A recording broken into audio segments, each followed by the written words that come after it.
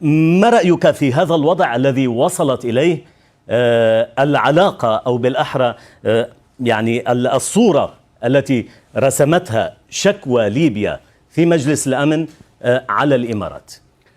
أعتقد أنه شكوى ليبيا عن الإمارات هي تؤكد على مسار طويل،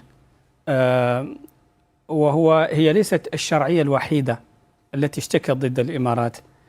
كما نعرف يبدو أن الإمارات عندها مشكلة مع الشرعية عموما، مع السلطة الشرعية عموما، سواء الشرعية في مصر، سواء الشرعية في اليمن، سواء الشرعية في الصومال، سواء في تونس، سواء في ليبيا. على الأقل 5 شرعيات في 5 دول عربية، قيادات منتخبة شنت الإمارات عليها حربا. لكن قد يكون الضعف هنا حتى أيضا لأخذ وجهة نظر الدكتور رامي الخليفة العلي، الضعف هنا الشرعية التي لا تستطيع أن تبسط سيطرتها على كامل الأرض ربما تفقد جزء من شرعيتها، ومن يقوم بالأمر الواقع ربما أيضا يأخذ جزء من هذه الشرعية. هذه نظرية يقولها الدكتور رامي. لا يوجد شيء اسمه شرعية بالقوة. يعني الدكتور رامي دارس الفلسفة السياسية ويعرف أنه من بديهيات الفلسفة السياسية أن القوة لا تكسب حقا.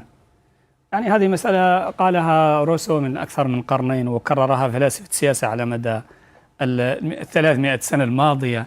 القوة لا تكسب حقا، هنالك شيء اسمه الشرعية وهنالك شيء اسمه القوة.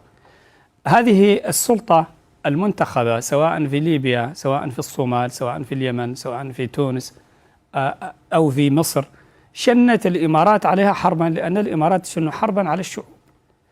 الإمارات ضد تعبير الشعوب العربية عن إرادتها السياسية الحرة، وهي داخلة في حرب ضد الشعوب.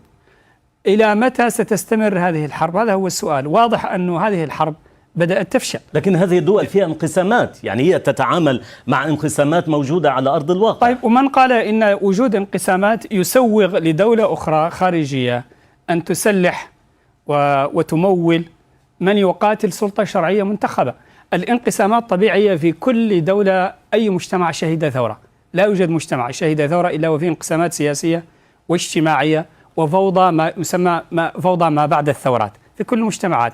لكن هل هذا يعطي الحق للآخرين بدلا من مساعدة هذا الشعب على التغلب على انشطاراته الناتجة عن الثورة وعن خلخلة النظام القديم، بدل مساعدته أن أتدخل وأمول وأقتل وأعربد لمجرد الهوى ومحاولة كسب النفوذ في هذه المنطقة؟